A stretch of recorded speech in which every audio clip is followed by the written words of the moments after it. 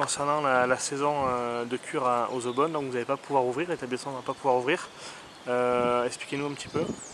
Oui, vendredi soir à 17h30, nous avons reçu un mail de l'expert qui avait été mandaté par un référé que nous avons lancé, comme quoi nous lui demandons s'il était possible d'ouvrir l'établissement, même partiellement.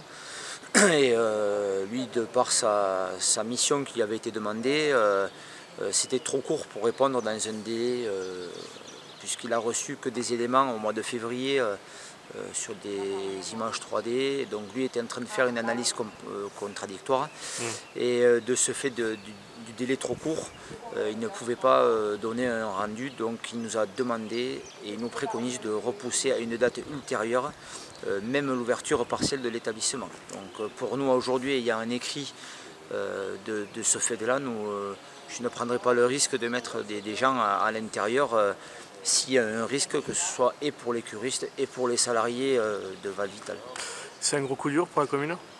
Oui, c'est un gros coup dur parce que l'objectif c'était quand même d'avoir une exploitation de la partie thermale pour les cures, puisque nous étions justement sur un protocole d'accord avec Val-Vital que nous aurons dû signer vendredi soir.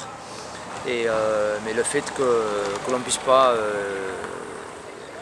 exploiter les cures pour cet été, nous ne prolongeons pas la DSP de Val-Vital jusqu'à la fin des cures de l'automne de 2019.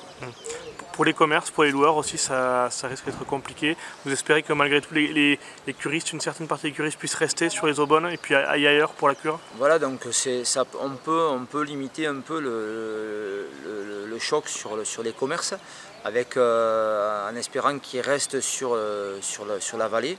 Donc c'est-à-dire qu'ils peuvent louer sur les Aubonnes, loger sur les Aubonnes et aller faire les cures sur les eaux chaudes par exemple. Ce qui a été fait déjà en 2015. Maintenant, il y a encore des procédures qui vont être faites.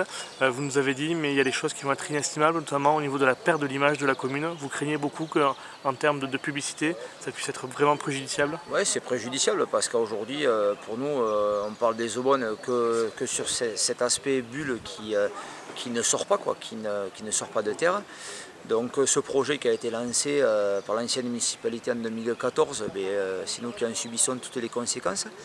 Mais derrière, oui, c'est préjudiciable. Et puis derrière, il va falloir avoir une grosse communication et avoir un avis définitif justement de l'expert qui nous dise ce que l'on doit faire.